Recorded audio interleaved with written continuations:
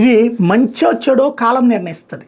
ఒక అద్భుతమైనటువంటి నిర్ణయం అయితే తీసుకున్నారు. ఏంటంటే ఇప్పటిదాకా ఇల్లు కట్టుకోవాలనుకున్నప్పుడు మున్సిపాలిటీ కార్పొరేషన్ పర్మిషన్ తీసుకుంటాం. అట్లాగే పెద్ద పెద్ద ఈ మాల్స్ కానీ షాపింగ్ కాంప్లెక్సెస్ కానీ పెద్ద పెద్ద బిల్డింగ్స్ కట్టాలన్నప్పుడు సిఆర్డిఏ అప్రూవల్ విజయవాడ గుంటూరు వాళ్ళకైతే, లేకపోతే ఇదివరకు అమరావతి డెవలప్మెంట్ది, తర్వాత ఇప్పుడు సిఆర్డిఏ ఏదైతే క్యాపిటల్ రీజనల్ డెవలప్మెంట్ అథారిటీ, అట్లాగే ఓడా తొడా బొడా కూడా ఇట్లాగే ఉంటుంటాయి. అట్లాంటి అర్బన్ డెవలప్మెంట్ అథారిటీల దగ్గర అనుమతి తీసుకోవాలి.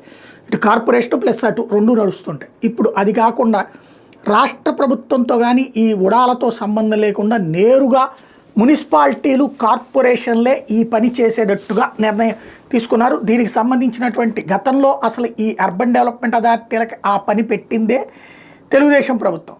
ఆ తర్వాతన దాన్ని ఇప్పుడు మళ్ళీ అదే తెలుగుదేశం ప్రభుత్వం దానికి తీసేసి మున్సిపాలిటీలకి కార్పొరేషన్లకి సంపూర్ణ అధికారాలని అప్పగిస్తూ అసెంబ్లీలో సవరణ చట్టం తీసుకొచ్చారు. దీనివల్ల ఒక మంచి ఏంటంటే లంచం ఇద్దరికి ఇచ్చేవాళ్ళు, ఇదివరకు మున్సిపాలిటీకి కార్పొరేషన్కి, లేకపోతే కనుక మున్సిపాలిటీల నుంచి చోట మున్సిపాలిటీ, కార్పొరేషన్ చోట కార్పొరేషన్కి, పైన మళ్ళీ అటు ఉడాకి ఇచ్చేవాళ్ళు. ఇప్పుడు అట్లా కాకుండా ఒక కరప్షన్తో సరిపోతుంది. నెంబర్ 1. నెంబర్ 2 వచ్చేటప్పటికి దీనివల్ల లాస్ ఏంటంటే, మామూలుగా అర్బన్ డెవలప్మెంట్ అథారిటీ వాళ్ళు అయితే ఇదిగో సెట్ బ్యాక్స్, అటు ఫైర్ ఇంజన్ వెళ్ళడానికి వీలైనటువంటి ప్రదేశం అయి ఉండాలి, మంటలు ఆర్పడానికి కావాల్సినటువంటి విధంగా చుట్టూతా సెట్ బ్యాక్స్ వదిలిపెట్టాల్సి ఉంటుంది.